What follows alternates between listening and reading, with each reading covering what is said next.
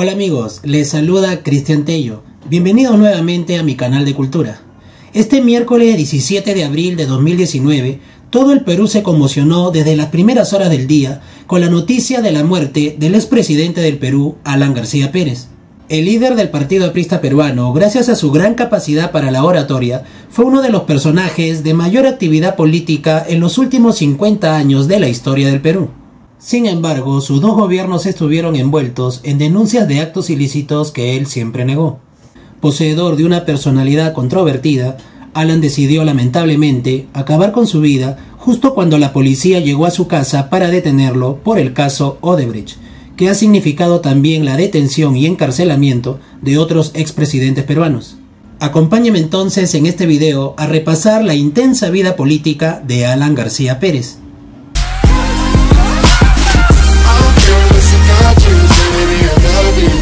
Alan García Pérez nació el 23 de mayo de 1949 en Lima, en el seno de una familia de raíces apristas.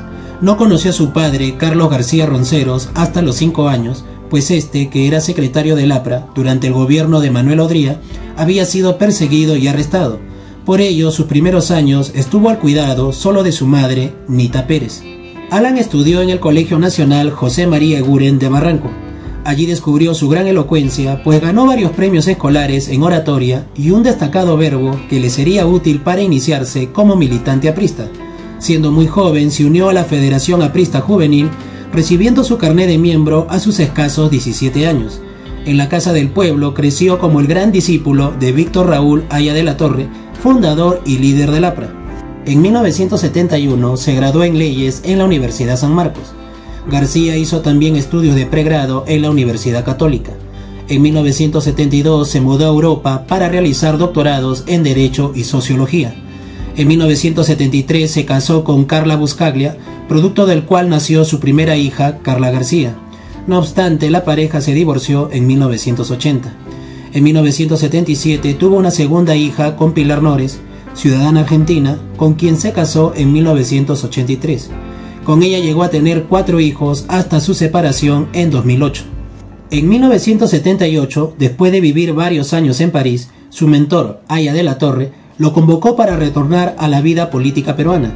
Ese año, el presidente Francisco Morales Bermúdez había convocado la Asamblea Constituyente para promulgar la nueva Constitución Política.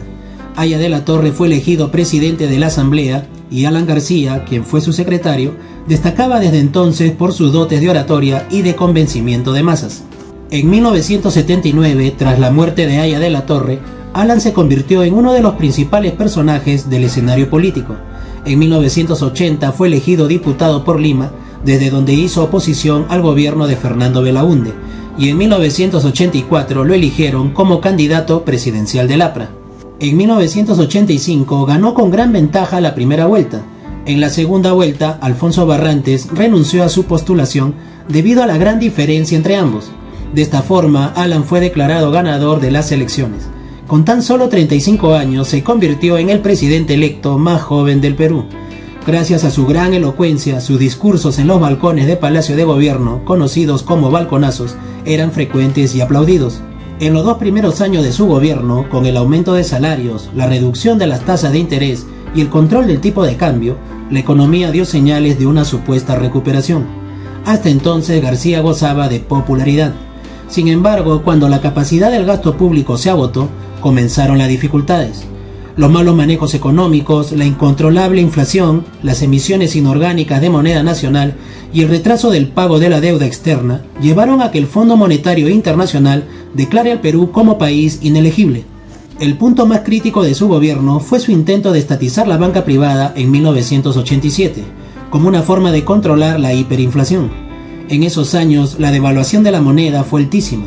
Durante su gestión hubo que cambiar hasta 2 veces la moneda oficial, pues tanto el sol como el INTI se quedaron rápidamente sin valor.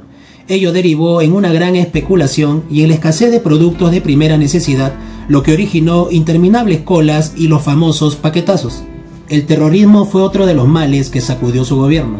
Aunque la actividad terrorista se inició durante el anterior gobierno de Fernando Belaúnde, los picos más altos de violencia perpetrados por Sendero Luminoso y el MRTA se produjeron durante su mandato. Dentro de este contexto, junto a la violencia subversiva que costó miles de vidas, se realizaron actos de represión militar, como la matanza de los penales y la masacre de decenas de campesinos en el pueblo ayacuchano de Cayara en 1988. Otro hecho importante ocurrió a pocos días de la transferencia de mando, cuando 47 militantes del MRTA, incluido su líder Víctor Polay Campos, se fugaron del penal de máxima seguridad Miguel Castro Castro a través de un túnel de 330 metros construido desde fuera del penal. Alan entregó el poder en 1990 en medio de serios cuestionamientos por la presunta comisión de actos ilícitos y crímenes extrajudiciales del comando aprista Rodrigo Franco. Alan fue investigado hasta 1992, año del autogolpe de Alberto Fujimori. Debido a este hecho, Alan huyó de su vivienda e ingresó a la Embajada de Colombia, país que finalmente le concedió el asilo político. Tras una estancia en Bogotá, Alan se trasladó a vivir a París, y durante los años de 1993 y 2001 no participó activamente en la política peruana.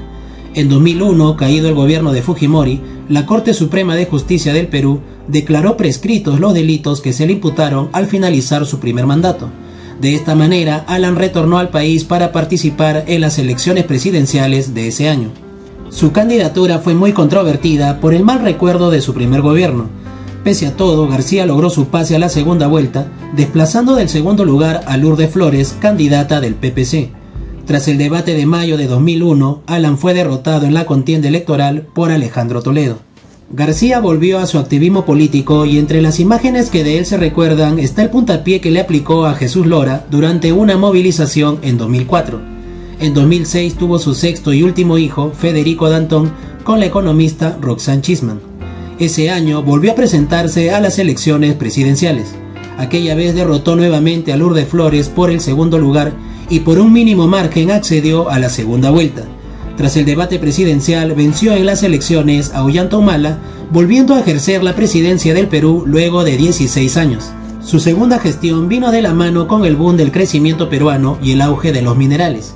En ella ejerció una política de austeridad e inauguró importantes obras públicas como la línea 1 del Metro de Lima, que fue dejada inconclusa en su primer gobierno.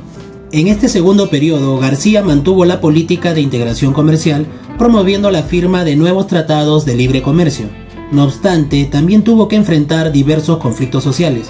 El más sonado de ellos fue la masacre de Bagua, donde murieron 10 indígenas y 24 policías, tras enfrentarse por la toma de carreteras de los pobladores locales que denunciaban la explotación de sus recursos naturales.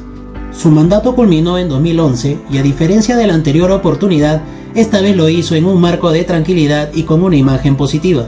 Tras entregar el mando, anunció que dejaba la política activa, pero 5 años después, en 2016, volvió a postular en las elecciones en búsqueda de un tercer mandato. Luego de protagonizar el episodio más polémico del debate presidencial ante su mayor detractor político, Fernando Olivera, Alan alcanzó apenas el 5% del voto. Ante este resultado, Alan informó que abandonaba la política de manera definitiva.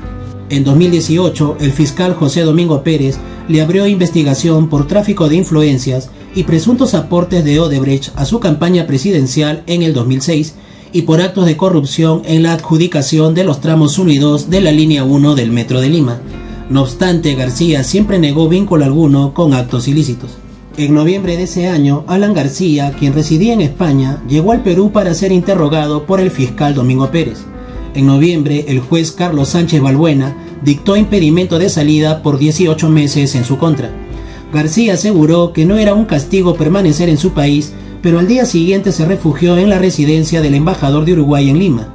Allí solicitó asilo por persecución política, pero 2 semanas después, Tabaré Vázquez, el presidente de este país, se la denegó. En abril de 2019, Alan García sostuvo no temerle a un eventual pedido de prisión preventiva en su contra, como parte de las investigaciones de la Fiscalía por el caso Odebrecht. Aquella vez dejó para el recuerdo una de sus más polémicas frases. Demuéstrenlo pues, imbéciles, demuéstrenlo. Encuentren algo. Sin embargo, el Poder Judicial ordenó su detención preliminar el 17 de abril. Cuando los oficiales de la policía se preparaban para detenerlo, con el fin de evitar su arresto, el expresidente se encerró en un ambiente de su domicilio y se suicidó disparándose un tiro en la cabeza. De inmediato fue trasladado al hospital Casimiro Ulloa en Miraflores, donde a pesar de los esfuerzos de los médicos que lo atendieron, murió pocas horas después a las 10 de la mañana. Sus restos fueron velados en la Casa del Pueblo, el local principal del APRA en Lima, a donde acudió una multitud de personas entre militantes apristas y público en general para despedirlo. Alan García murió a solo un mes de cumplir 70 años. Fue ganador de 2 elecciones presidenciales, candidato 4 veces, un hombre que durante su amplia trayectoria política siempre estuvo involucrado con problemas con la justicia. Si te gustó este video, no dejes de darle like, compartirlo y suscribirte a mi canal Teyopedia para seguir emitiendo más videos acerca de la historia y la cultura general. Nos vemos pronto en una siguiente edición.